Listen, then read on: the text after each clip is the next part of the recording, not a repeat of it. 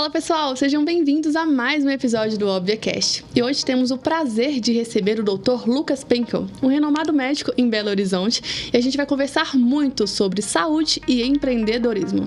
E esse bate-papo tá sensacional e é óbvio que você não pode perder. Solta a vinheta!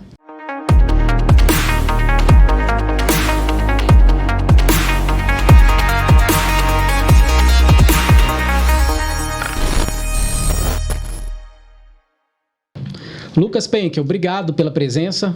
É uma alegria ter você aqui no nosso podcast da Óbvia Contabilidade. E eu vou começar te fazendo a seguinte pergunta. Depois a gente vai falar sobre os remédios milagrosos, enfim. Mas tem muitos remédios milagrosos que fazem emagrecer, fazem o cabelo ficar mais preto, enfim. Mas eu queria saber se existe algum remédio milagroso para o sucesso. Porque você é novo demais e atingiu tanto sucesso assim. E existe esse remédio ou é o suor mesmo? Então, agradecer o convite, tá? Um prazer imenso estar aqui com vocês. O Penkel soa um pouco estranho ainda, né? O pessoal em Belo Horizonte, em Brasil, me conhece como Penchel. E sobre o sucesso, não tem fórmula mágica, né? Se tivesse fórmula mágica, é algo que poderia ser replicado muito facilmente. E as pessoas passam parte da vida ou algumas a vida inteira buscando sucesso. Mas a palavra sucesso é muito subjetivo. Para alguns, sucesso é ser autoridade em uma determinada área. Sim. Sucesso é ter um patrimônio, ter uma condição financeira muito boa. Sucesso é ter uma empresa que anda sozinha, sem a necessidade do empresário. Mas no meu caso, o sucesso eu acho que agrega um pouquinho de cada. Até porque quando eu formei medicina, a medicina ela não era vista como um business. Era simplesmente vestir o jaleco, atender. Né? O médico não podia fazer marketing, não podia nem abrir PJ, né? Tinha que receber em pessoa física. E meu objetivo nunca foi ser famoso, etc. Simplesmente atender, ajudar as pessoas. Mas depois de um tempo eu pude perceber que essa questão da autoridade, o meu reconhecimento em vários lugares foi algo que aconteceu naturalmente. E como eu disse, não foi proposital. Mas na medicina eu acredito que o início desse sucesso, ou seja, muitas pessoas me procurando, pacientes do Brasil inteiro, personalidades, muito por conta de um atendimento, uma prática humanizada. Então, hoje a gente vê que tudo é corrido, tudo é rápido. Sim. E nos hospitais, eu comecei como funcionário público, trabalhando em UPA, posto de saúde, era uma correria louca, a ponto de ter determinados dias que a gente tinha que atender 80, 90, 100 pessoas. E não tem como ter humanização sem um toque, um abraço, sem olhar nos olhos, sem ouvir. E muitas vezes os pacientes têm a chamada somatização, que é o quê? Às vezes tem uma doença de base, tipo uma diabetes, a pessoa tem diabetes, mas começa a ter uma dor ali, aí tem uma insônia, etc. Muito por questões mentais, de estresse, de ansiedade. E o médico é um conforto. A pessoa vai no médico para buscar ajuda, para ouvir uma palavra boa, de conforto, de tranquilidade. E quando eu atendi os pacientes, era realmente uma mistura de terapia com medicina, com nutrição. E essa forma de atender, eu acredito que tenha sido o grande diferencial. Depois vieram outros passos, e onde a rede social ajudou a disseminar toda essa questão do atendimento humanizado. Entendi. Que legal, que legal. Eu falo, você tá falando isso, eu estou me lembrando de uma coisa simples, né?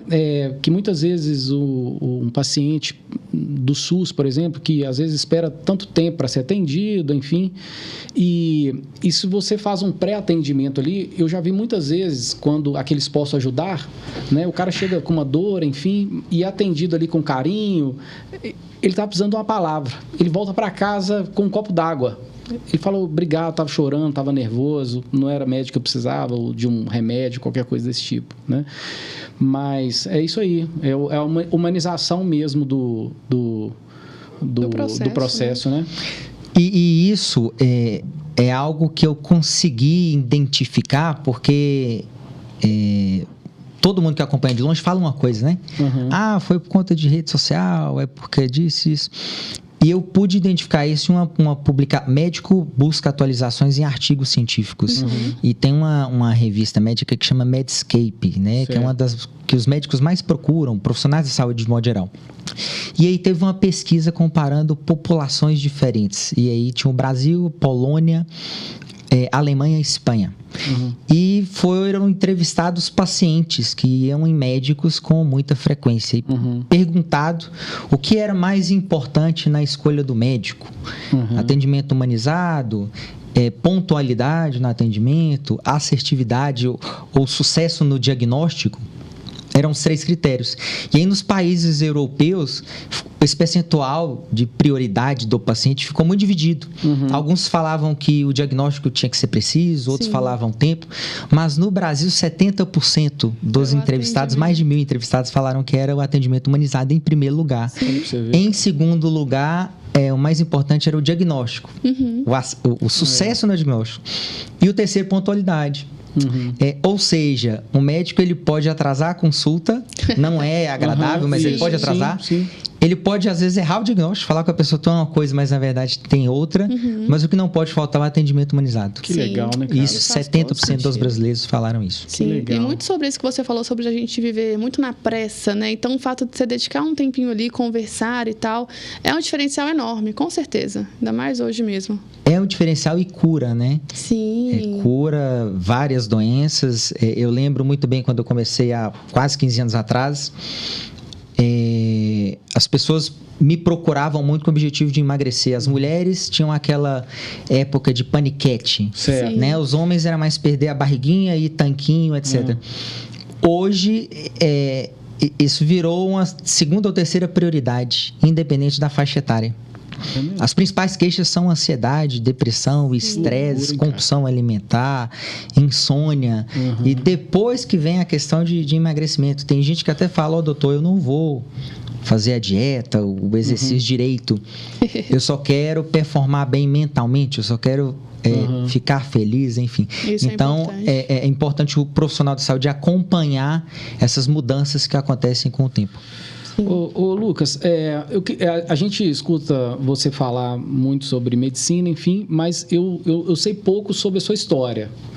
Você veio de onde? Você é daqui de Belo Horizonte mesmo? Você tem mais irmãos? Você é atleticano? Você é cruzeirense? Enfim, conta um pouquinho da sua história. Veio de família rica, pobre? Porque geralmente é assim, né?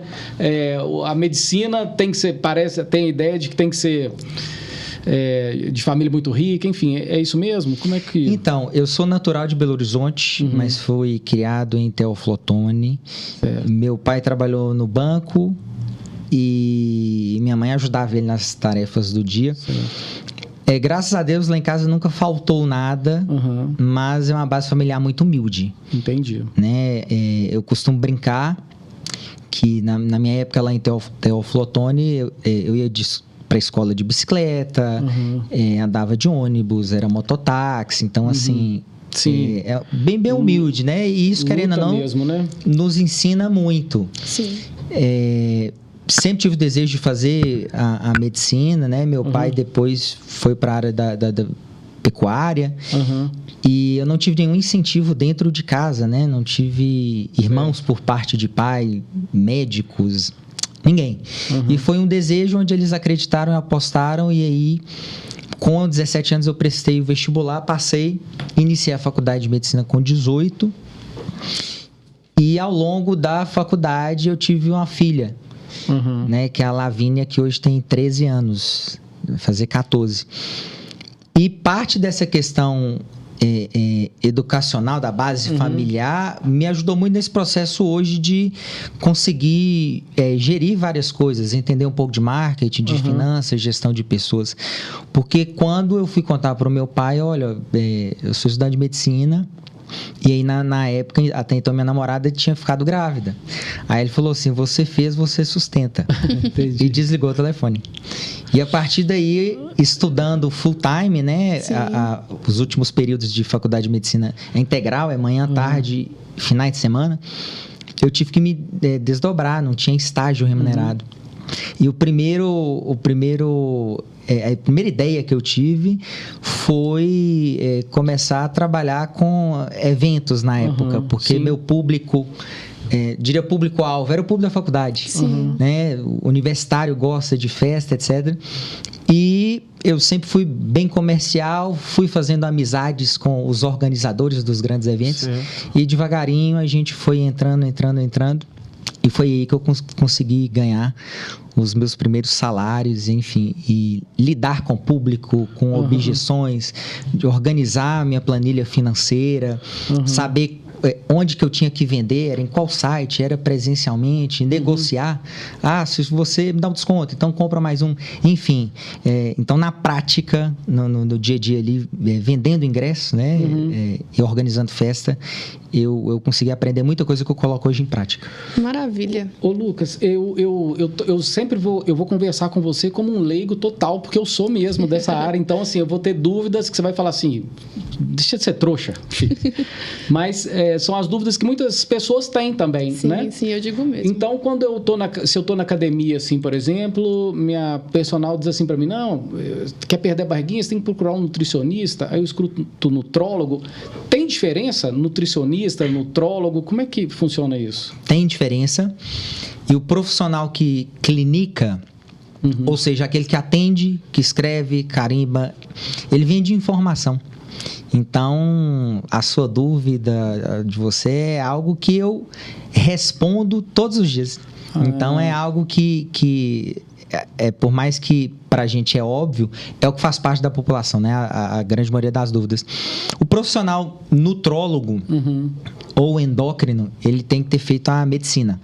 Então, ele presta vestibular de medicina, o curso de medicina são 6 anos, e durante a trajetória da faculdade ele passa por praticamente todas as especialidades, alguns meses na oftalmologia, cirurgia plástica, enfim. E vai aprendendo um pouquinho de cada e sai da faculdade como generalista. Ou seja, ele sabe um pouquinho de cada coisa. E a partir daí ele decide qual área seguir. Onde ele pode fazer depois uma residência, uma pós-graduação, enfim. O profissional da nutrição, o nutricionista, ele faz a faculdade de nutrição. Certo. Que no caso são 4 anos de faculdade, tem vestibular, etc. O meu ponto de vista é que são áreas que se completam. Certo. Até porque na área da nutrologia a gente não aprende tanto esmiuçado aquelas questões de calorias, de microvitaminas, zinco, selênio, né? De calcular, a pessoa tem 1,70 m, ela precisa comer quanto. Então, não é tão detalhado, porque o nutricionista ele fica aí, a maior parte da faculdade, só olhando isso. Enquanto da medicina, ele, como eu disse, ele vai para neurologia, psiquiatria, etc.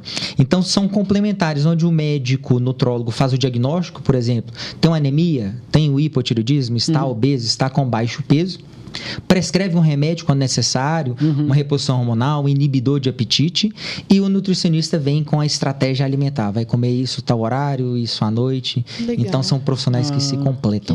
Legal. E falando sobre isso, como é que foi esse processo, né, de mudança de planos da medicina tradicional para a medicina preventiva? O que te motivou a seguir esse caminho, doutor Lucas? Foi uma história triste, onde em 2013 eu era médico plantonista, dava aula na faculdade de medicina Unifenas, era preceptor, eu ficava dentro de hospital e médico do posto de saúde. Então, eu trabalhava 6 a 7 vezes por semana. Mas eu só tratava e lidava com doentes. Então, as pessoas que chegavam para mim, hipertensos, infartados, diabéticos, etc. E eu adorava, apaixonado com aquela adrenalina, enfim. E aí, em um determinado dia, numa quinta-feira, meu pai havia vindo passear em Belo Horizonte e quando eu fui sair para trabalhar, ele começou a passar mal e faleceu em meus braços. Nossa. E aí, naquele momento, eu me senti completamente impotente, porque qual foi a minha reflexão? Eu falei, gente, eu salvo vidas 6 vezes por semana. E quando eu poderia salvar um ali, eu não consegui. Entendi. E aí, com 14 anos de profissão, foi o único atestado de óbito que eu assinei. E aí passou uma semana, eu falei assim, olha, eu quero prevenir situações como esta. E aí eu pedi demissão dos meus 3 empregos e comecei a estudar e buscar. E na época a área da nutrologia era muito pouco conhecida, tanto que prova de residência, por exemplo, era 1 por vaga. Ou seja, era fazer a prova e passava. Entendi, né? entendi. E aí que algum fato ruim, a gente faz a virada de chave, mas muitas das vezes foi necessário passar por isso. E hoje, graças a Deus, eu ajudo pessoas aí a ter qualidade de vida e prevenir doenças, e é um aprendizado em tanto. Nossa, legal com demais. certeza. Vamos dizer assim que o Rodrigo precisa ir num nutrólogo. Existe algum lugar, eu não sei se sua clínica é assim, né? Onde a pessoa consegue fazer todos os processos para o emagrecimento, enfim, para cuidar da saúde, ou é igual como antigamente, que você tem que fazer um exame no lugar, levar em outro, para cada um, assim, direcionar para cada um. Isso, a modernidade traz isso pro paciente, vamos dizer assim? Traz com certeza. Eu ouço muitos empreendedores, pessoas falando assim, o Brasil é péssimo para investir, o Brasil não é bom e eu vou para fora. Na verdade, onde tudo é escasso é onde surgem as oportunidades, né? Então, onde não tem nada, é aí que você tem que vir ser pioneiro, né? O Oceano Azul. E o Brasil eu vejo que é o lugar das oportunidades. E há uns 8 anos atrás, eu ouvi uma história de um paciente que foi na China, trabalhava com mineradora, onde ele falou, olha, eu fui numa clínica lá na China e eu fiz tudo lá, eu fiquei o dia inteiro lá, e não era só exame. Eu queria tratar isso, tratava, e um dia eu saí com tudo. Que legal. E eu tive um insight, porque o que acontecia? Eu atendia um paciente, fazia a minha área ali, mas se ele tinha queda de cabelo, eu indicava para um tricologista de uma clínica de outro bairro. Se era depressão, psiquiatra de outro bairro, mulher ginecologista. E aí o paciente demorava ali talvez 6 meses, 1 ano para marcar com todos os profissionais, ideias diferentes. E aí eu enxerguei oportunidades. Comecei a buscar profissionais da saúde jovens, em início de carreira, com desejo de crescimento, e apresentei para eles, olha, eu tenho um público A, um público extremamente fiel, onde eu posso indicar o serviço de vocês e todo mundo junto ali consegue fazer o que a gente fala de cross-sell, né? Aumentar o ticket ali do paciente. Então, o paciente ele vai em uma clínica, onde ele paga uma consulta ali, por exemplo, R$400, e aí eu indico para o nutricionista, aí é mais R$200, e aí indica para outro médico, e assim o investimento que ele ia fazer de 400 acaba virando 1.000, né? E além disso, para a experiência do cliente é melhor, porque ele resolve tudo em um mesmo local. E hoje na Clínica Penchel, ali no Mangabeiras, é justamente assim. Onde o paciente ele já faz os exames de sangue lá, a gente já está implementando exames de imagem, então precisa fazer ultrassom, já faz tudo pelo plano de saúde dele. Todas as fases da vida, né? Então nós temos a geriatra, e aí se os idosos ali, o pessoal da terceira idade tem netos, aí já tem pessoal da nutrição materna e infantil. Então a gente acaba pegando todos o leque, né? Aí grávida, nutrição materna infantil, aí ficou grávida, aí ginecologista, método contraceptivo, aí tem a obstetra, enfim. E aí dessa forma a gente englobou todas as faixas etárias e sempre com o mesmo propósito, promover qualidade de vida e prevenir doenças. E fala pra gente, como é que você começou ali no seu primeiro consultório e hoje você conseguiu transformar ele em uma clínica referência lá no Mangabeiras, e você citou também sobre redes sociais. Você acha que isso impactou realmente diretamente sobre o sucesso da clínica? Enfim, como que foi esse processo de transformação do seu negócio? Então, meu primeiro consultório particular foi no Floresta e eu subloquei uma sala. Era R$250. E aí, nessa época, tinha dias que eu ia e não atendia absolutamente ninguém. Então, eu tirava o dinheiro do bolso para começar a atender. Na época, quando eu busquei a prova de residência de nutrologia e depois eu acabei mergulhando em pós-graduação de nutrologia, várias pessoas falavam assim, não, mas você é médico e você vai começar a fazer dieta? Você vai passar polivitamínico para os outros? Não, você tem que você tem que ir para o hospital e tal, e assim, eu não tive nenhuma palavra de apoio. E eu falei, não, gente, tem que prevenir. Então, assim, eu fui um dos pioneiros, ou pioneiro em Belo Horizonte. Então, eu bebi da água limpa. muito dedicado, sempre com atendimento humanizado, sempre humano, sempre querendo ajudar. Mas eu precisava divulgar. Ninguém conhecia a nutrologia, ninguém conhecia dieta, orientação dietética por médico. E por conta da época de festas, lá da faculdade, para ajudar nas fraldas e no berço, eu conheci muitos populares. Organizadores de grandes eventos, Nenete, Tim Sawyer, o pessoal do Axé Brasil. Sim. E cantores. Né? Hoje são estourados aí Cleiton Romário, aí tem João Lucas Diogo e o César Menotti, enfim. Olha. Então eu conheci muitos artistas de Belo Horizonte naquela época. E eu convidava eles para conhecer meu trabalho. Falava, ó, vem aqui e tal, vamos fazer uma dieta para ganhar uma massa, perder uma gordura, melhorar isso e aquilo. E ao conhecerem o trabalho, eles ficavam encantados e divulgavam voluntariamente nas redes sociais, e foi aí que teve um alcance muito grande. Sim. Onde em várias regiões de Belo Horizonte, região metropolitana, as pessoas começaram a falar, olha, que área interessante, olha só, tá tirando remédio para pressão, tá tirando remédio de colesterol. E aí eu bebi da água limpa e abri portas para muita gente aí, que isso é um motivo de orgulho para mim. É muito legal. Você está falando de artistas, né, celebridades. Você falou um pouco mais cedo com relação às paniquetes, né? Aquele corpo perfeito, né?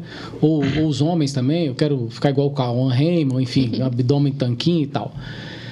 E aí depois você me disse que a turma tem tido muito problema de depressão, enfim.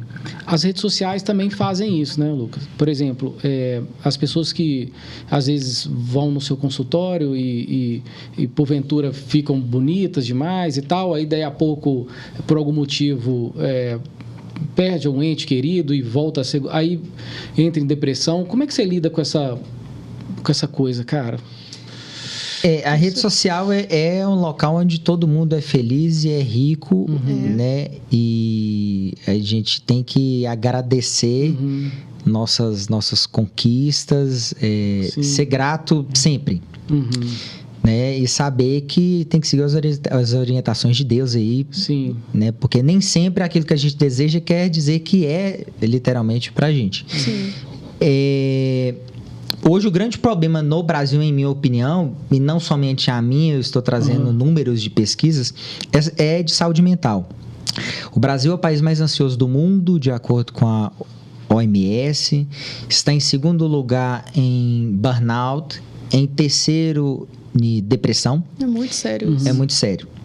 E a pessoa, eu costumo falar que o problema de saúde mental é a doença mais debilitante que tem. Porque, veja bem, eu tenho uma paciente, por exemplo, que a mãe dela teve um problema na gestação e ela nasceu com extremidades reduzidas. Então, a perna dela é algo aí de 30 centímetros, a perna inteira. Nossa. Então, é cadeirante desde sempre. Desde sempre.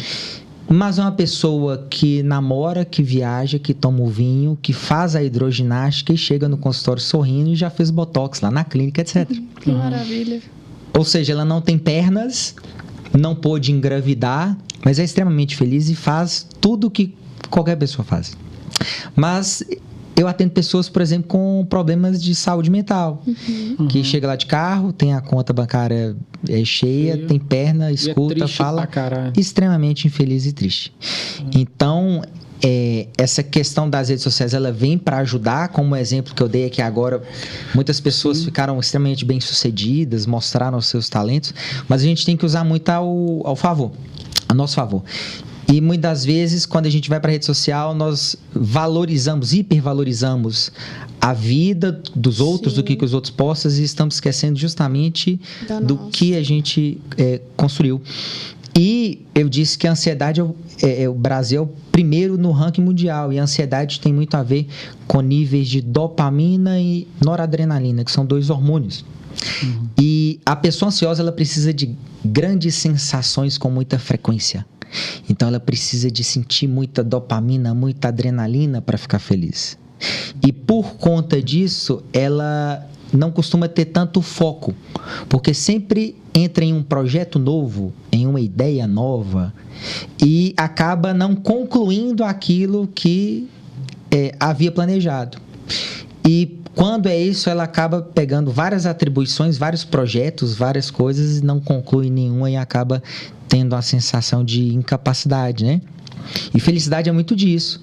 A expectativa que você cria sobre determinada coisa e se você atinge ou não.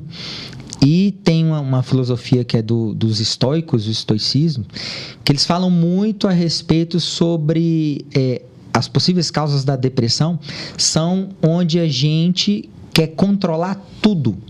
E nós não conseguimos controlar nada a não ser as nossas ações, o nosso juízo. Então, por exemplo, se eu levo um buquê para minha namorada, eu estou controlando, eu posso levar um buquê, eu posso levar um chocolate. Sim. Mas eu não tenho controle sobre a reação dela. Por mais que a minha intenção seja maravilhosa. Às vezes eu levo uma rosa para ela, ela odeia rosa. E muitas vezes nós queremos controlar tudo. Sim. Os comportamentos dos colaboradores, dos familiares, dos amigos, o sinal de trânsito, a economia, o clima. E como nós não conseguimos controlar nada, somente o nosso juízo, e aí vem as insatisfações. Então a gente tem que colocar muito isso na balança, que fazer a nossa parte, controlar os nossos comportamentos e ações, sem se cobrar tanto e sem querer controlar o outro, porque a gente não tem controle sobre outras coisas a não ser o nosso juízo. E essas cobranças, enfim, leva a pessoa a beber mais, a comer mais. E aí porque tem uma questão assim, eu tô a fim de comer, eu tô meio depressivo, eu vou lá e como chocolate, como um prato de lasanha, tomo um litro de Coca-Cola, e aí depois bate uma tristeza, né? Fala, puta, que eu comi esse negócio, cara. Então é meio que anda junto, né? A alegria ali, isso tem a ver com essa dopamina de... Tudo a ver. Tudo a ver. Existem as substâncias promotoras e as depressoras, que são as mesmas substâncias. Ou seja, são aquelas que provocam sensação de prazer e bem-estar através da produção da dopamina, mas, consequentemente, a curto ou médio prazo, causam sensações depressoras, como café, chocolate, álcool, cigarro, droga, compulsão por sexo, por compras. Então, eu não estou falando que atividade sexual faz mal, ou chocolate, ou café, ou álcool. Mas o extremismo... Tudo em excesso, né?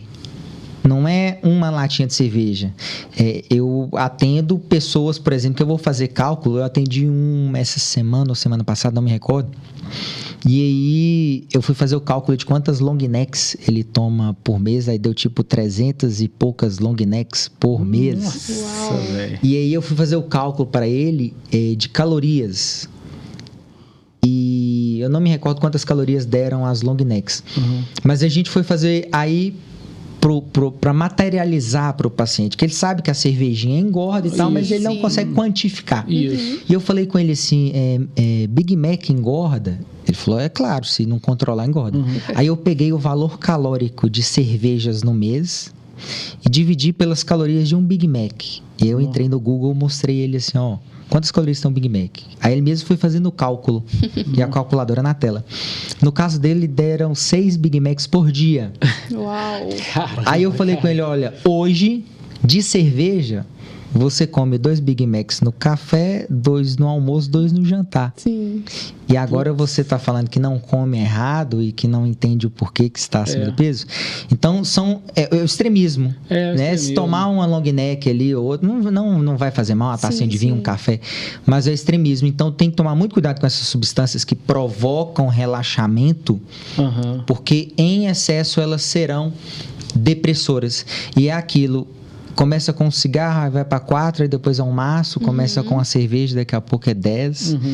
Então a gente tem que ter o equilíbrio e encontrar outras alternativas que produzam dopamina. Carinho, dar ou receber, caminhar, atividade física, tomar sol, ouvir música, praticar algum tipo de arte. Seja pintura, jardinagem, tocar um instrumento. Coisas simples que vão estimular a produção de dopamina. Mas a pessoa vira e fala assim, mas quando eu bebo, eu sinto a sensação muito boa que às vezes na jardinagem ali eu não vou sentir. essas coisas saudáveis, elas requerem um pouco de tempo. Então, não é no primeiro dia de exercício que você vai sentir uma sensação extremamente prazerosa. Sim. Mas depois de 2 semanas, 15, 20 Falam dias... que 21 dias é um prazo legal, você vai viciar a ponto de não conseguir ficar sem. E quando viajar, por exemplo, você vai até se sentir mal. Então, é um processo. Sim. E é um processo que vai fazer super bem, vai produzir dopamina. E quando o corpo está em equilíbrio, a gente gasta mais... gasta menos, lucra mais, vive melhor, adoece menos, enfim. Ô Lucas, uma outra dúvida que eu tenho é a seguinte, a barriguinha de chope, essa barriguinha, cara, vou te falar um negócio, essa é difícil de perder, mas vamos lá, eu faço academia 3 vezes por semana, tento manter uma alimentação ali razoável, não sou de beber, mas para acabar com ela, eu tenho que... é muito difícil. Mesmo assim, ainda tem, né? Agora, são 2 perguntas que eu quero fazer. É mais difícil para quem tem mais de 40 anos perder essa barriguinha do que um cara que tem 20, né? E se eu vou ter chance de acabar com ela mesmo gostando de comer... Por exemplo, eu gosto demais de comer à noite, cara. E comer coisa meio estranha mesmo. Um sanduba, não é todo dia, mas se fosse por mim, eu comeria todo dia. Mas um sanduba, um pedacinho de pizza, um churrasquinho, eu adoro esse tipo de coisa à noite, mais do que de dia, inclusive. Tem alguma salvação para isso, ou não ser o exercício mesmo, ou não tem salvação? Então, teve uma pesquisa publicada no ano passado, muito bem desenhada, que chamou a atenção de várias pessoas falando sobre metabolismo. Nessa pesquisa foi revelado que o metabolismo do ser humano começa a diminuir a partir dos 50. Porém, as pessoas costumam só ler títulos de pesquisas, enfim, a mídia muitas vezes, para chamar a atenção, não passa a informação correta. Mas quando a gente tem um senso crítico e entende sobre pesquisa, a gente analisa por vários pontos de vista. Nessa pesquisa foi avaliado pessoas extremamente saudáveis, com hábitos saudáveis. Ou seja, se você é extremamente saudável, e ser saudável inclui tomar água, exercitar, comer bem, dormir bem, somente a partir dos 50 o metabolismo cai. Mas hoje é muito difícil encontrar pessoas que conseguem manter isso por muitos anos. Sim. E na prática, ao contrário disso que eu falei, comer mal, sedentário, etc., leva ao ganho de gordura. E o ganho de gordura abre portas para inúmeras coisas, como deficiência de testosterona, hipotireoidismo, deficiência de vitaminas e vários outros hormônios. A gordura é um órgão inflamado. Quando a pessoa tem, por exemplo, dor de garganta, tá uma amidalite, ela tem dor. Quando ela vai aferir a temperatura, tem febre. Quando ela olha no espelho, a garganta, as amígdalas estão inchadas. O que eu quero dizer? Tem inchaço, tem dor e tem febre. Se a gente pega na barriguinha e aperta, tem dor. Se a gente coloca o dedo, deixa ele uns 10 segundos e tira, tem inchaço. Sim. Se pegamos um termômetro infravermelho, colocamos no braço, na testa e depois na barriga, a região do abdômen vai estar mais quente. Olha. Ou seja, é um órgão inflamado que vai abrir portas para várias outras doenças. Sim. E que fica ali constantemente, diferentemente de uma amidalite, que é um exemplo que eu citei, que com 5 dias, 3 dias, enfim, é solucionado. E de tão comum que está, até porque mais de 50% da população brasileira hoje está acima do peso, quase 60%, de tão comum que está, as pessoas acabam achando que é normal, do tipo, quem não tem a barriguinha? Qual mulher não tem celulite? Sim. Quem não é estressado? Então, o comum está ficando normal e isso não pode acontecer. Geralmente, as pessoas comem mais à noite porque conseguem relaxar. Durante o dia, muita tensão, muitos compromissos. E para conseguir sustentar isso, o organismo produz noradrenalina. Na presença da noradrenalina, o estômago, o intestino, ele fica paradinho. E quando ele fica paradinho, a pessoa tem saciedade. Ou seja, a pessoa tem a sensação de que está satisfeito. que não precisa comer. Mas a partir do momento onde você vai terminando o trabalho, resolvendo suas coisas, o nível de tensão diminui, a noradrenalina diminui, e aí o estômago e o intestino começa a trabalhar. Um exemplo disso são, por exemplo, atletas que fazem uma grande refeição e vão para o campo de futebol, ou vai para o tatame, e aí passam mal, porque a barriga está cheia, para o pessoal entender, a barriga está cheia e aí começa a produzir muita noradrenalina, aquele ali não é digerido. E qualquer contração do abdômen, aquilo volta. E a pessoa fica sem apetite o dia inteiro por conta da tensão dos compromissos, não ingere energia, e o cérebro, por exemplo, gasta 40% da nossa energia total. E a pessoa que está ali no computador, nem levanta nem nada. Mas... E aí, quando dá 2, 3, 4 horas da tarde, o que acontece? Uma letargia, uma lentidão, sono, cansaço. Porque a principal fonte de energia do cérebro é a glicose. Mas aí a pessoa segue a dieta bonitinho até 4 da tarde. Almoço a saladinha, que não é fonte de glicose. O peito de frango, peixe ou carne, que não é glicose. O café da manhã que só são ovos ou é água com limão ou jejum intermitente, que não tem glicose. Vazou eu aí. E aí, por conta da depressão, da queda ou da falta de glicose, vem a lentidão. E algumas pessoas vão por um Venvance, uma cafeína, um energético ou qualquer outro estimulante. Quando o trabalho vai acabando, o nível de noradrenalina reduz, ela relaxa e aí vem a fome. Como ela ficou o dia inteiro sem energia, sem ingerir boas fontes de energia, ela vai querer energia.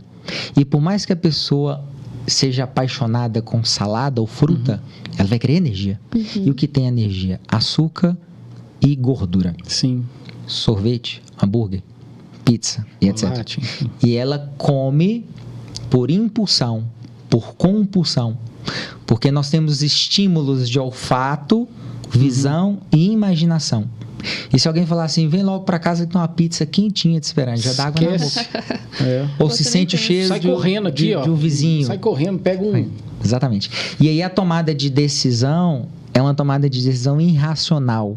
E aí, só para concluir o raciocínio, eu dou um exemplo de supermercado, onde se a pessoa for no supermercado terça-feira, após o almoço, e com a lista de coisas, ela geralmente pega aquela lista. Agora compra com cautela, fome. Olha preço, olha caloria e tal.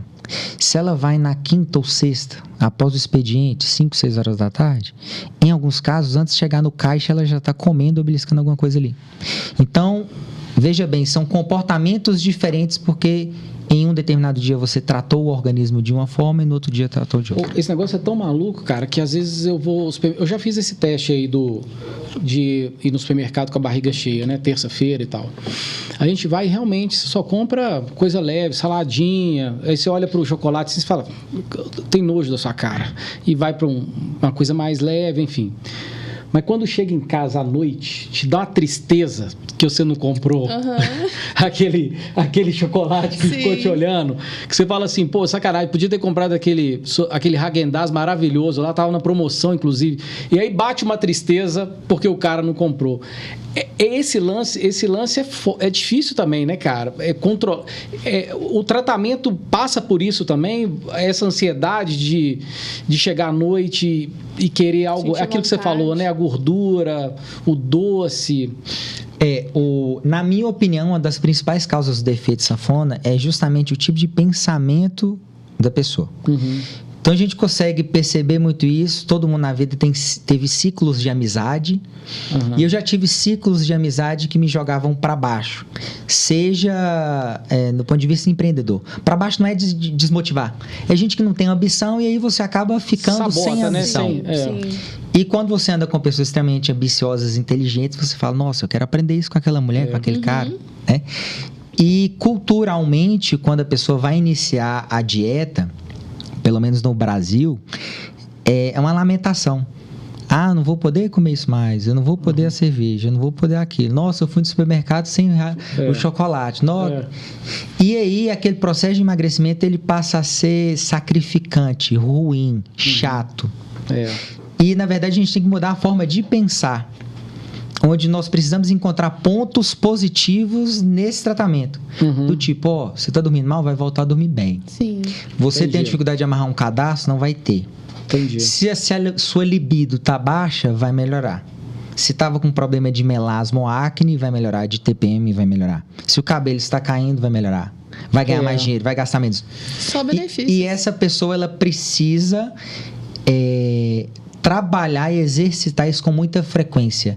Seja lendo, seja ouvindo o elogio do profissional. Por isso que eu falo que o profissional da saúde tem que motivar, tem que ter palavras de afirmação, para que aquele processo seja extremamente gratificante, gostoso, a ponto dela falar assim, não, eu não preciso desse chocolate agora, eu não preciso de fazer isso e aquilo.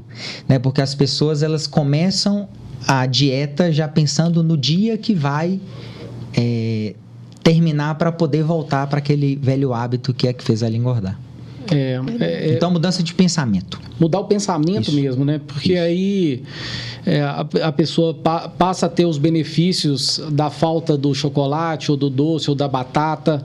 E aí ela, igual você está dizendo, é o cabelo que não cai, é o acne que não aparece. Então, eu pesei mais de 100 quilos, eu tenho 1,70 m. E já fiz uso de todos os medicamentos que existem para emagrecer. E aí eu ficava nessa, emagrece, engorda, emagrece, engorda. Por isso eu escolhi essa área. Você cansou, né? Mas aí eu escolhi essa área de uma forma involuntária. Eu não sabia que era para isso. Porque quando eu entrei nessa área ainda, eu não estava tão acima do peso, mas ainda estava um pouco. E aí hoje eu sei, eu falei, nossa, olha só. Eu entrei na área justamente para um processo de autocura. E hoje eu não tomo nenhum remédio para emagrecer. Entendi. Mas hoje também eu não abro mão de nada que eu comia na época que eu pesava 100 quilos. Mas hoje eu sei quando eu posso. A dosagem, quantidade. Essa semana eu não pratiquei atividade física direito, não dormi bem. Então vou controlar. Sim. Não, meu peso tá legal, o percentual tá legal, tô exercitando, então dá para comer. Eu vou sair para jantar. Aí vai ser, sei lá, vou para um bar. Certo. Vai ser cerveja, aí depois vem a batata frita, depois vem a carne. Não. Ou um ou outro. Boa. Né? Eu vou jantar. Eu não vou tomar um vinho, então hoje eu posso comer ali um arroz, um macarrão, uma carne. Então é esse tipo de equilíbrio e entendimento que é extremamente individual. Que a pessoa precisa ter no processo de emagrecimento. Ela tem que aprender o que vai deixar ela mais inchada, o que vai atrapalhar no sono dela, o que vai deixar ela com mais gases, menos gases, mais água, menos água, enfim. Eu tô lembrando, ontem a gente foi encontrar um amigo e ele atrasou um pouco, nós passamos na padaria para comer um negocinho antes de encontrar com ele, enfim. Aí eu peguei, a turma pegou um pãozinho com mussarela, presunto e tal, pão de queijo, suquinho e tal. Bom, eu tava satisfeito, beleza? Aí chega na casa desse amigo, ele pega uma panela, frigideira grande, filé mignon, corta e tal. Quer dizer, eu tava sem fome já. E aí você vê aquele filé fumegando ali naquela panela, você fala, cara, vou comer e tal. E aí, nesse momento, você sabe que você passou do limite. Fala, cara, eu já comi pãozinho lá embaixo, tem 5 minutos, eu tô partindo para cima desse filé mignon aqui, e depois o cara vai pôr um doce aqui, eu vou comer. Beleza? Agora, a solução para quando isso acontece, é óbvio que não é sempre, é o cara manter uma rotina de exercício e queimar aquilo no outro dia, né? Porque senão não tem solução. O cara vai ficar gordo, né? Isso vai ficar mais... A fórmula é matemático o negócio, né? É disciplina e rotina. E aí eu faço uma analogia aqui. Por exemplo, durante a semana você acorda que horas? Por volta de 7 horas. 7 horas. E aí você sai de casa para trabalhar geralmente que horas? Umas 8h30, 9h. 8h30. Você chega no trabalho... 9h15. 9h15. Então, pronto, você acorda... 7, sai de casa... Umas 8h30. 8h30, chega em casa e chega no trabalho 9. Isso. Certo. Você faz essa rotina na segunda e na quinta, por exemplo. No dia que chove, no dia que faz sol, seja no dia que você está triste, feliz ou com ressaca. Ok. Isso é disciplina. É algo que você faz independente do seu desejo, vontade ou não. Certo. Você vai fazer. Porque você sabe que isso é importante e você precisa disso. Com a dieta é a mesma coisa. E aí você vai para casa do amigo para encontrar um amigo. Não é para comer uma coisa que você acabou de ver. E se a sua programação era para casa dele, para encontrar com ele, você deveria só encontrar com ele. Cara, hein, Rodrigo? Não, mas a verdade mas é que é difícil, cara. Mas isso a gente aprende com o tempo, porque eu fiz pós-graduação, mestrado, tô doutorado agora, faculdade de nutrição, e eu não vi isso em artigo e nem nada, mas como um ex-obeso eu aprendi. E aí eu tenho um exemplo disso até recente, onde eu fui para um parque aquático com minhas meninas, e aí eu falei, olha, eu estou no parque aquático, eu e minhas 3 filhas, e falei, ou eu vou comer errado, ou eu vou tomar um vinhozinho aqui para relaxar. Aí eu falei, eu vou optar pelo vinhozinho. Então eu vou fazer uma programação do que comer e quando comer. E aí nesse resort, all inclusive, a comida, assim, tem tudo, né?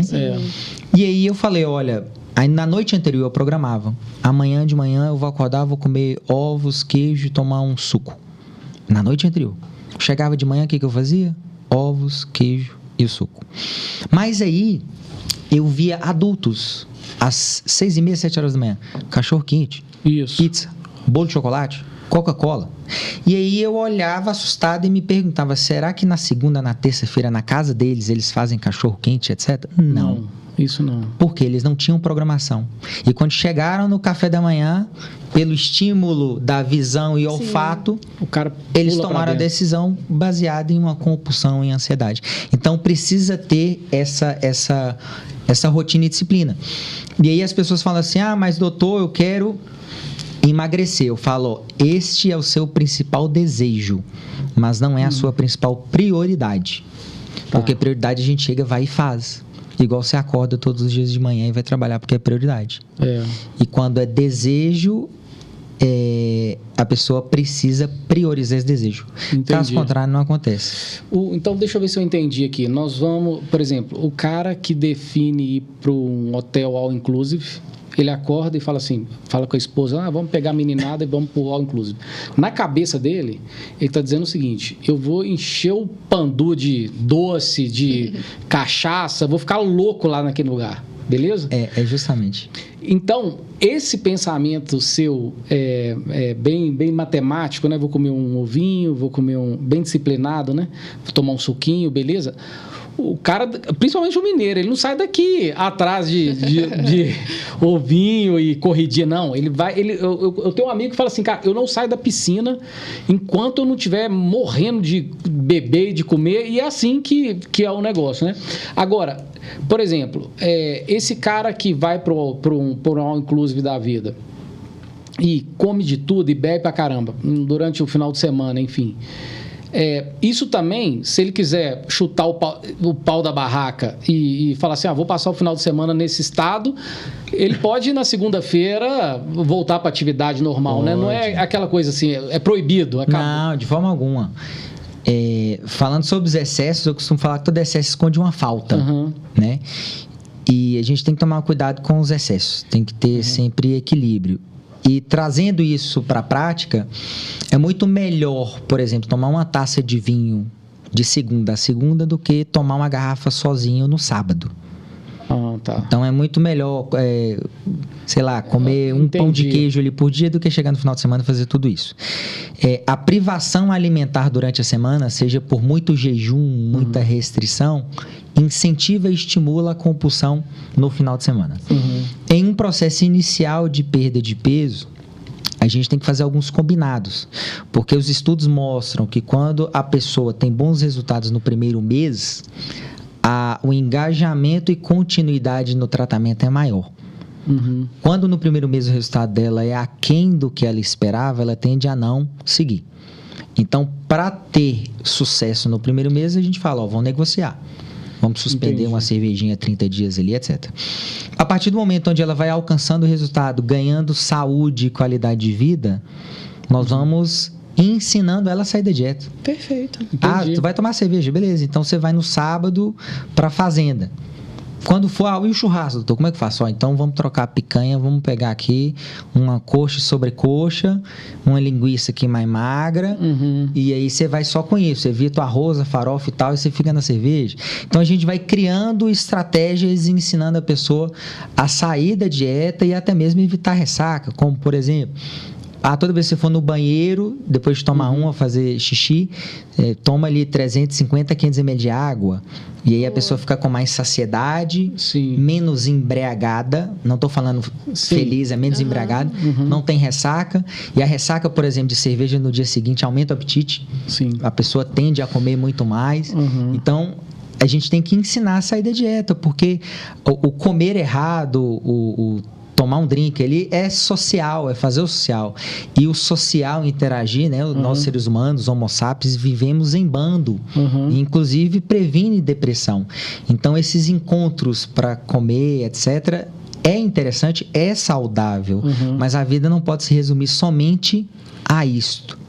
Então, tem que sair, tem que comer errado, mas tem que saber os limites. Eu falo que você está falando de perda, né? Eu sei que perder peso é muito importante, mas perder dinheiro não dá não, né, Fernanda? Não dá. E com a óbvia contabilidade digital, se o cara não tiver... Se ele estiver ainda na contabilidade tradicional, ele está perdendo dinheiro, não é isso, Nanda? Sim, totalmente. Inclusive, na OV, a gente atende muitos enfermeiros, médicos também, até nutricionistas, né, doutor Lucas? E eles normalmente precisam emitir uma nota fiscal de alguns serviços prestados em clínicas, por exemplo, como a sua, etc. E, enfim, isso é muito importante, tanto quando a gente está falando de sucesso, né, do sucesso da sua clínica, do empreendedor. Até quero tocar um pouquinho nesse assunto, sobre como que a tecnologia, ela está ligada também a questão da sua gestão da empresa, né, obviamente, e a todos os profissionais liberais, enfim, que precisam também de uma contabilidade e responsabilidade para poder cuidar do negócio, né? Isso é muito importante. E o próprio Rodrigo citou a questão de economizar com um serviço de qualidade, que é muito importante, e eu acho que casa muito também com o fato de manter ali a gestão da sua empresa feita de uma forma tranquila, né, simples também e muito prática. Mas, puxando um pouco do gancho da OV, é justamente isso. O fato da gente conseguir solucionar, né, para o profissional liberal, seja um médico, um nutricionista, um engenheiro, um advogado, né, ou o meio que seja, porque é muito importante, de fato, não só cuidar da saúde, mas também dos seus processos gerenciais, relatórios, a saúde financeira da sua empresa em si, né, que é muito importante. E eu queria também, deixa eu só achar aqui na minha listinha, que estava aqui agora, que você falasse um pouco para a gente em relação o quanto que mudou da tecnologia lá de quando você iniciou, né, alguns anos atrás até hoje, como é que isso está presente no seu consultório e o que mudou de fato realmente da rotina mesmo da medicina, né, de anos atrás até hoje. Conta pra gente um pouquinho. Só pegando a brecha da óbvia contabilidade, claro. O profissional da saúde, aí eu falo todas as áreas, sim. Ele estuda aquilo que ele vai exercer, né? Sim. O enfermeiro, o farmacêutico, o médico, enfim. E por mais que na faculdade não tenha aula de gestão financeira, etc., o profissional da saúde precisa entender um pouco. Por mais que todo mundo vai exercer uma profissão por satisfação pessoal, o dinheiro a gente não pode demonizar, né? No Brasil tem uma cultura de que só fica rico quem faz coisa errada. Sim, e não é. Não é. Então, o profissional de saúde, ele tem que fazer marketing, ele tem que ganhar dinheiro, né? Ele tem que pagar a conta. Sim, lógico.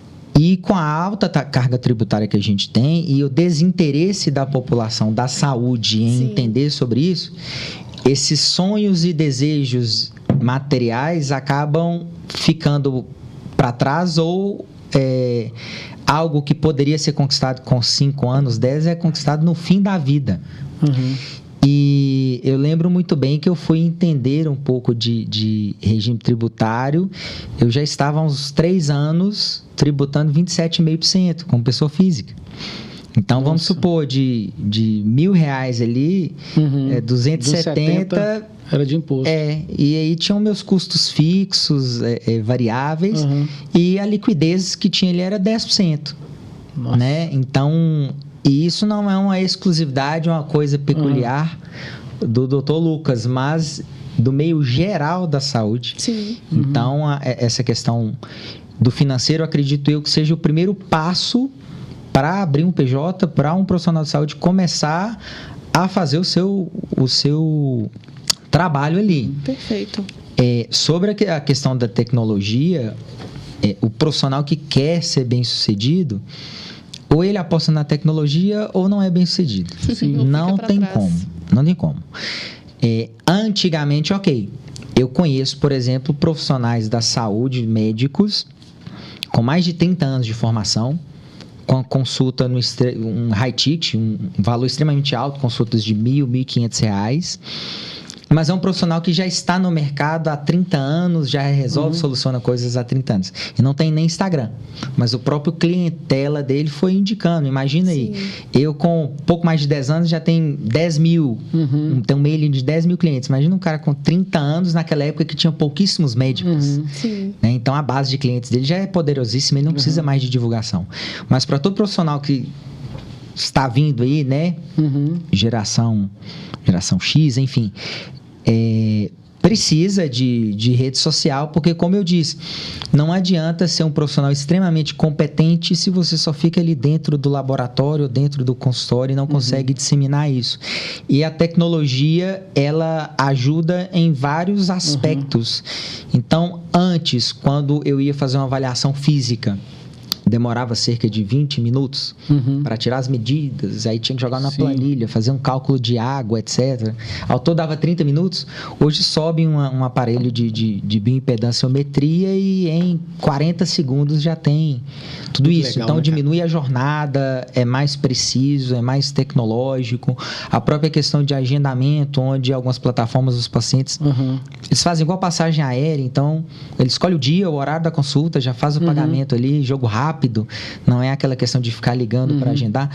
Então, a tecnologia, se o profissional de saúde se informar, andar abraçado com ela, ele desponta da concorrência, reduz custos, aumenta a retenção, o LTV, aumenta o faturamento, melhora a experiência do cliente e consegue ter tempo para descansar, porque a liberdade de tempo hoje, na minha opinião, talvez seja o maior bem. Independente do poder aquisitivo da pessoa, às vezes ela não tem liberdade de tempo, que eu não quero trabalhar hoje, eu não vou, etc. Né? Ô Lucas, você está falando um negócio muito legal, que é o seguinte, a liberdade de tempo, né? Essa questão da óbvia contabilidade digital, eu entendo perfeitamente o que você está falando, porque do mesmo jeito que a área de saúde detesta essa parte contábil ou aprende pouco na faculdade, mas que é extremamente necessário, o advogado tem o mesmo problema com isso. A gente conversa com o advogado, às vezes eles falam assim, cara, eu odeio contabilidade, eu não sei mexer com isso e tal. Mas esse aplicativo da óbvia é muito interessante porque ele dá liberdade para o profissional da saúde fazer o que ele tem que fazer realmente, que é, né, cuidar da saúde das pessoas, né? Então, para você parar, ou para sua esposa que está aqui parar de fazer o que está fazendo, que é super importante, para tratar de contabilidade, uma coisa que você mexeu pouco, enfim, é um sofrimento, né? Então, quando a gente fala e garante, por exemplo, a gente tem todas as aprovações do Google, naqueles testes do... Sim, NPS, Google Meu Negócio. A gente é quase 100% em tudo isso, sabe? Em qualificação de tudo isso. Então, é justamente um profissional ter a tranquilidade de trabalhar, de fazer o que ele sabe fazer realmente, e a gente do lado de cá cuidar dessa parte contábil para ele. A gente fala que no final do mês você recebe todas as mensagens necessárias, o imposto tem que pagar tudo pelo aplicativo, então você não tem que se preocupar com nada disso, né? Então, a gente vem, igual você falou mais cedo, né? Quando você vê um oceano azul, você pulou e aproveitou, né? A óbvia é um oceano azul também, porque a gente não escuta isso por aí, né? A gente só vê as pessoas ainda tendo problema com a contabilidade tradicional, com aquele atraso, a dificuldade para tirar uma nota fiscal, enfim, tudo isso. E com esse aplicativo muda tudo. O oceano fica, além de azul, ele fica claro, né? Eu sempre digo e repito, há uns anos atrás, Se eu dissesse para minha mãe que ela tiraria um extrato via aplicativo de celular ou tivesse que fazer uma transferência pelo celular, ela fala, não, isso é mentira, isso não existe. E ela tem quase 80 anos e ela faz isso tudo por celular, né? E a contabilidade é a mesma coisa. Então, a pessoa diz assim, poxa, eu não sei mexer com contabilidade. Não, baixa o aplicativo, você não precisa entender nada de contabilidade. A gente vai entregar tudo para você pronto e mastigado para você guardar no seu arquivo e ter paz no final do ano para o imposto de renda, enfim. É muito legal, Lucas. Eu sei que é um cara ligado em tecnologia. Quando terminar aqui, eu vou te explicar um pouquinho mais para você entender que um cara com a sua modernidade não pode ficar sem um aplicativo. Uma frase manjada no meio do empreendedorismo é quem trabalha demais não tem tempo para ganhar dinheiro, né? É tipo isso. Sim. E o profissional da saúde, ele prioriza várias outras coisas e só depois vai pensar na parte contábil. Ele fala, eu tenho que ter um consultório bonito, chique, um tapete, uma TV, a localização, tá certo? Está certo. Eu preciso investir em marketing, vou contratar uma empresa. Mas a contabilidade aí chega e contrata um profissional inexperiente, exatamente, um serviço acontece demais isso, muito cara. ruim. E monta uma estrutura legal, é um profissional extremamente competente, mas assim, fica o tempo todo apertado. Então, antes de tudo, de comprar o tapete, a TV, etc., e alugar o local, precisa plantar aquilo ali, e a sementinha que a gente joga é justamente nessa questão financeira e contábil. E se o médico, né, ou o profissional de saúde não fizer isso, ele pode ter sérios problemas no futuro. Sim. E eu tive a oportunidade de aprender isso de uma pior maneira, que quando eu quebrei em 2018. Não havia feito planejamento financeiro e nem nada, e assim... imagino. E que quebrei com a consulta... um ticket alto, uma estrutura legal. Mas depois disso eu aprendi muito sobre essa questão. É fundamental, né, cara? Sim, a contabilidade cuida justamente da saúde da sua empresa. Isso. Né? Então, nada mais justo. E aí o profissional, ele precisa entender, mas ele tem que descentralizar. Não é ele que tem que ficar fazendo a parte, né? Esquece. Você não precisa de fazer nada contratar uma empresa boa, né? Uma empresa de referência. É isso mesmo. Igual a Óbvia. E só acompanhar como está sendo feito o processo ali. É isso mesmo. Exatamente, perfeito. Agora vamos outras dúvidas, né, que eu tenho aqui. Esses remédios para emagrecer, esses Ozempic da vida aí e tal, isso chegou para ficar mesmo? Tá vindo coisa nova? O que você me diz sobre essa moda aí de remédio? Então, a vida é cheia de fases, né? E na indústria farmacêutica também é assim. A sibutramina teve o seu boom. Sim. O Xenical teve o seu boom. E com o Ozempic, que é a semaglutida, também. O fabricante é uma empresa chamada Novo Nordisk, uma empresa suíça. E recentemente ela foi aí uma das empresas mais bem valorizadas na Bolsa de Valores, e que nos últimos anos teve uma hipervalorização. É uma medicação extremamente eficaz. No Brasil, que é um país extremamente populoso, e com índice de obesidade no segundo do ranking... 60%. Né? É um dos países que mais vendeu, né? E, consequentemente, isso ajudou muito pensando na empresa. Porque, veja bem, um país extremamente populoso, que tem a segunda população que está mais acima do peso do mundo... A probabilidade de alguém querer comprar para emagrecer é muito grande. Sim. Porém, ela não reeduca. É uma medicação que não vai ensinar a exercitar, não vai ensinar a dormir cedo. Se tiver deficiência de vitaminas, magnésio, vitamina D, selênio, não vai repor. Se tiver hipotireoidismo, deficiência de testosterona, a pessoa vai continuar assim. Né? Se tiver problema de intestino, vai continuar. Então, o que eu quero dizer é que a obesidade, ela não está ligada somente ao comer muito ou comer errado. Ela está envolvida com várias outras coisas. Certo. E somente utilizar um remédio para diminuir o apetite não é o caminho. Mas também identificar outros possíveis causadores aí do ganho de peso.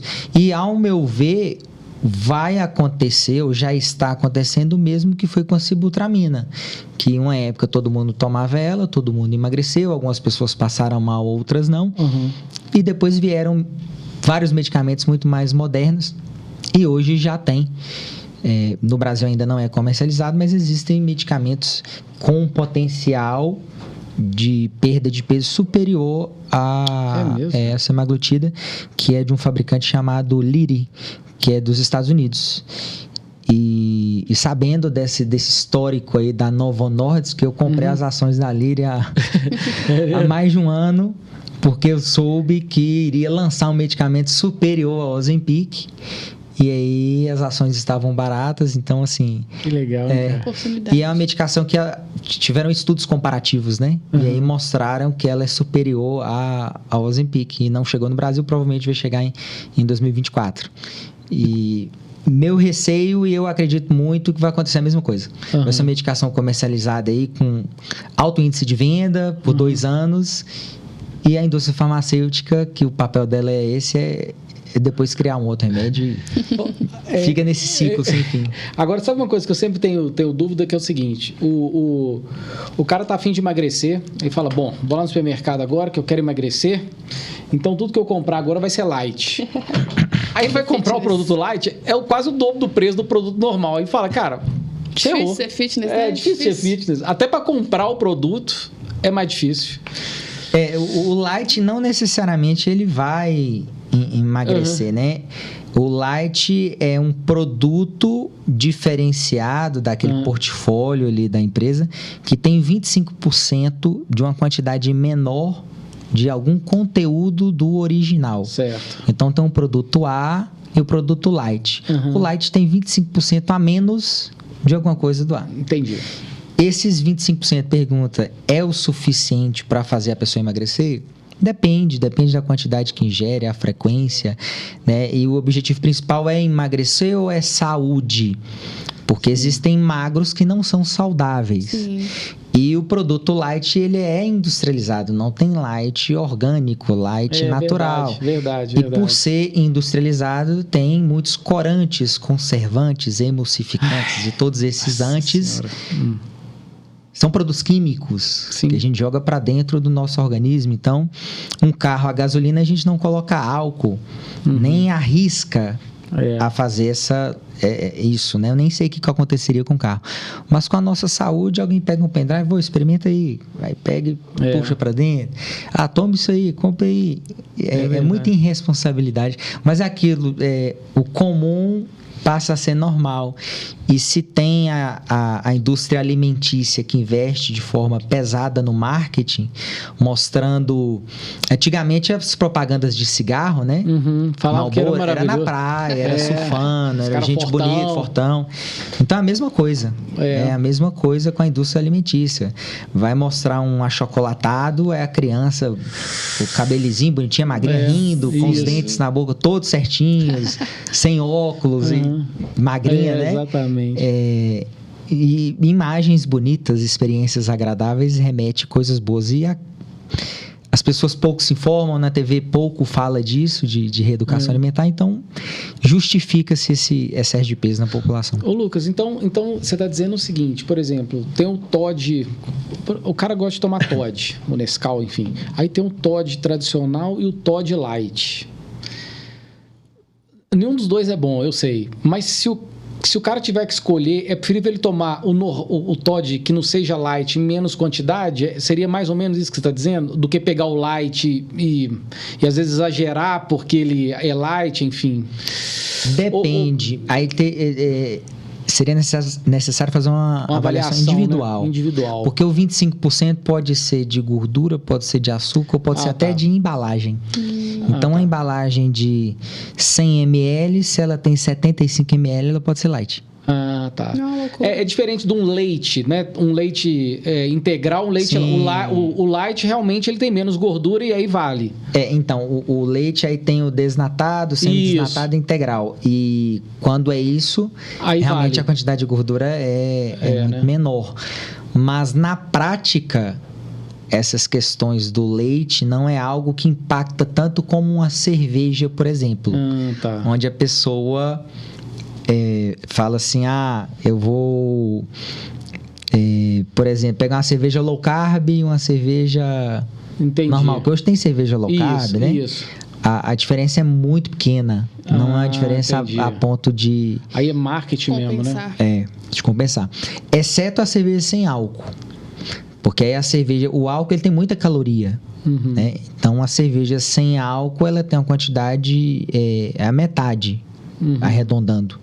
Então, por exemplo, uma pessoa, ela toma 5 long necks com álcool, ela poderia, entre aspas, tomar 10 sem álcool. O grande problema é que a maioria das pessoas tomam a cerveja, por exemplo, ou parte delas, para embriagar. Sim, é. Mas quando a pessoa gosta do sabor, né, na praia, o churrasco, quer uma cerveja geladinha, vai na sem álcool, que vai fazer uma diferença tremenda. Entendi. Legal. E eu acho que as opções são demais, né? Você vai no supermercado, aí tem o quibe, tem o suco de laranja em caixinha, aí tem o light, aí você na sua cabeça fala, pô, agora o light dá pra eu ir e tal. E o cara tá se ferrando do mesmo jeito, né, bicho? E como eu disse, a indústria alimentícia, o marketing dela está sempre à frente dos nutricionistas, nutrólogos, etc. Por quê? A legislação mudou muito essa questão do light, né? Antigamente era uma possibilidade de utilizar essa terminologia, era muito mais fácil usar. E querendo ou não, é um apelo muito grande. A pessoa olha o light e fala, vou comprar. Mas aí a legislação mudou um pouco e aí as empresas não usam tanto mais o light. Usa, por exemplo, mais leve, mais saudável. Tem isso mesmo agora. Então muda o layout. Assim agora, é um layout, um tracinho, um desenho, um azul clarinho, um branco, fit, mais não sei o quê, né? Para remeter. Não, esse é mais fitness e tal. O mesmo para o integral. Então, se a gente for pegar, por exemplo, pão de forma que vem com enunciado integral, a grande maioria deles, na verdade, não é integral. Tem muita farinha enriquecida e isso acaba fazendo com que o alimento não seja integral. Né? Então, a pessoa compra ali o integral e fala, não, integral eu posso comer mais um. Isso. Né? Um salgadinho fitness posso mais um. E não é bem assim, né? As pessoas que produzem aquilo, até mesmo alguém que está fazendo em casa, um salgado caseiro, utiliza, isso é um bombom fitness. O que quer dizer esse fitness, né? Porque pode ser 10% a menos de açúcar. Exatamente, tá valendo, né? E a questão do adoçante, cara, que tem hora que vira, as pessoas amam o adoçante, me parece que de uns dias pra cá virou o maior vilão da história do mundial. Isso é verdade? Então, tudo na vida tem um lado bom e ruim. E aí cada um vai puxar pro seu lado. Se nós fizermos um estudo comparativo, pessoas que usam açúcar no café ou no suco durante anos e adoçante, que a gente chama de edulcorante, todos os dias, o que ingere açúcar terá uma predisposição maior a diabetes, gordura no fígado, triglicéridos, etc. Diferentemente do adoçante. Mas isso transforma o adoçante em saudável? Não. O adoçante, ele é 100% industrializado. Porém, ele não aumenta a insulina. E essa questão de ingerir coisas açucaradas fazem a insulina do nosso corpo ficar muito elevada. E essa insulina elevada traz um monte de problema para a saúde. Então, o adoçante não faz isso. O adoçante não gera aquela dependência de paladar que o açúcar geralmente ocasiona. Porém, por ser industrializado, nenhum produto industrializado é saudável. Eu costumo falar, vamos descascar mais e desembalar menos. Perfeito. Trazendo aí para a questão de comer comida de verdade, menos latinha, caixinha, etc. E os estudos falando sobre os adoçantes mostram inúmeras questões, seja de saúde mental, de saúde do intestino. Porém, esses estudos publicados, adoçantes em quantidade extremamente exagerada. Entendi. Onde nenhum ser humano, acredito eu, consiga ingerir tanto adoçante em um dia. Entendi. Então, esse último estudo que foi publicado mesmo, a pessoa que tinha que consumir 40 saquinhos daquele em um dia. Não esquece. Né? Então, assim, são estudos muito mal desenhados, alguns feitos em animais. Né? Eu nem sei por que esses caras fazem. É para confundir a cabeça da turma mesmo. Mas o adoçante, ele faz bem? Não faz bem. Mas ainda é melhor, menos ruim. É menos ruim do que você consumir açúcar repetido. Entendi. E aí as opções de edulcorantes adoçantes seria talmantina, estévia ou xilitol. Para quem tem um problema chamado síndrome do intestino irritável, precisa tomar cuidado com o xilitol, porque ele pode dar gases, distensão abdominal. Mas para todas as outras pessoas, eu quero adoçante, qual a melhor opção? Estévia, talmantina e xilitol. Atenção, como eu disse, a indústria alimentícia é muito esperta. E aí, geralmente, eles comercializam a estévia, tem um custo operacional de matéria-prima muito mais baixo. Então, a grande parte da população consegue ter esse alcance. E aí, no frasco, está escrito assim, estévia. Isso. E o cliente ali na pressa, ele acaba pegando aquele frasco, mas, na verdade, tem um pequenininho ali com estévia. Aí, na verdade, aí tem sucralose, sacarina, aspartame e mais estévia. E naquele blend, aquela mistura, o que tem menos é estévia. Entendi. E mais os outros. Né? E a pessoa geralmente ela vai pelo preço. Por esses outros edulcorantes serem mais baratos, ela vê, esse tem estévia, esse aqui tá 2, aquele tá 5, eu vou de 2. Entendi. E o mais parecido com açúcar, assim, é o estévia ou nenhum parece com açúcar? Os que fazem mais mal lembram um pouco. Né? Sucralose realmente é difícil, Fernanda. Essa vida não é fácil, mas o paladar, a gente acostuma. Da mesma forma que uma pessoa acostuma fumar todos os dias. Aquele gosto de cigarro. A gente aprende a tomar suco, café. As práticas para os males e as práticas para o bem. Tudo questão de rotina. Sim. E a gente falou aqui um pouquinho atrás, né, de marketing, de vendas, de redes sociais. E você também vende cursos na internet, né, Lucas? Conta pra gente um pouquinho sobre isso. Você também faz algumas palestras, né, que eu vi no seu Instagram. Achei muito interessante. Então, Covid foi 2020, fevereiro para março.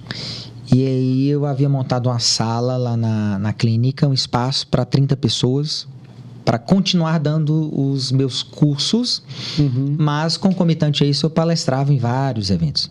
E aí veio o Covid, tudo fechou. E o Covid, ele teve muita coisa ruim, mas ele acelerou várias coisas, principalmente da tecnologia. E eu já tinha o desejo de fazer cursos online, mas a gente ficava procrastinando, enrolando. E o Covid acelerou isso. Eu estava com um curso em andamento, um curso, uma extensão de 6 meses, e todos os alunos já haviam feito o pagamento dos 6 meses. E aí eu havia dado 2 aulas de 6. E o dinheiro do curso já havia reinvestido em outros negócios. Nossa. E aí veio o Covid. Eu falei, meu Deus. A superação aí, né? Eu vou ter que... Como eu vou fazer para devolver o dinheiro de todo mundo se eu já peguei, apliquei, já mexi em outras coisas? Aí eu falei, vou pro online. E eu fiz isso. E aí no online, durante o Covid, teve curso meu que eu... Em casa... com a blusa social branca assim, um short. Eu palestrei para 600 pessoas no curso meu. Coisa legal, que na minha salinha ali de 30 não conseguiria. E aí a gente começou a escalar, porque o presencial tem um custo de luz, água, coffee, material, a gente está em pé, cansa mais, enfim. Apesar da experiência ser bem gostosa, o network, mas não conseguiria colocar pessoas do Paraná, do Paraguai, de Recife. Negócio, isso. Né? E aí eu consegui reduzir um pouco o custo, muito, né, drasticamente o custo. Coloquei um preço mais atrativo, mas ganhei no volume. E gravei, e, por exemplo, em 2023 eu deixo o curso vendendo aí gravado dessas aulas. Maravilhoso. Então, é uma ferramenta, uma estratégia boa de monetização e de divulgação do trabalho. Que todo profissional que aprende a lecionar deveria investir nisso. É o que a gente falou, né? Quem não acompanha a tecnologia fica para trás. Fica para trás. Perfeito. Nós vamos chegando ao fim do nosso bate-papo aqui. Pô, a gente podia ficar aqui até amanhã, porque... É tanto assunto interessante, tanto assunto, né, cara? Eu não tenho tanto de coisa aqui. Agora eu tô entendendo porque que você faz curso online e entram 600 pessoas. Sim. Não é isso? Tem sempre me chamando para poder conversar, fazer podcast, enfim, isso é muito legal. Antes dele entrar aqui, eu ainda falei assim, cara, o tanto de gente que chama para podcast, daqui a pouco você não vai ter tempo mais para usar medicina, não. Você vai ter que ficar dando entrevista em podcast. Muita gente, né? A medicina é muito gratificante, eu amo atender, eu amo ajudar pessoas. Em alguns momentos lá durante a minha consulta, A Carol ali até fala, você já tá mais... ultrapassou o seu tempo, já 40 minutos. Então, por exemplo, cada consulta é uma média de 1 hora. Certo. Então, já cedeu, já tá dando quase 2 horas. Ontem mesmo, ela teve que me chamar no chat. Entendi. Fica, porque se né, deixar, vai fluindo ali. Boa, muito bom. E quando a gente faz o que ama, nós não trabalhamos, né? Porque se for levar no pé da letra, vamos supor 8 horas dormindo e aí 8 horas trabalhando. E você vai aproveitar a vida quando? Verdade. Sim. Porque as outras 8 horas você tem que fazer compras, descansar, etc. Mas quando você faz algo que ama, então é 8 horas dormindo, 8 horas curtindo. Né? E Sim, você tem mais outras 8 horas para fazer várias outras coisas. Então, realmente tem que fazer o que gosta e ficaria... mais um bom tempo aqui batendo papo com vocês. Maravilhoso. Antes da gente finalizar, Lucas, nós temos um ping-pong, um bate-bola que a gente chama de respostas óbvias, para poder captar um pouquinho aí, né, de algumas perguntas legais pra gente fazer para você, tá bom? Legal. Vamos lá. A gente quer saber, inicialmente, qual que é a sua maior inspiração no seu dia a dia? Deus. Perfeito. E você prefere atuar na clínica médica ou ministrar os cursos? 50%. Justo, Cada né? Um livro que te marcou profundamente e você recomendaria a outras pessoas?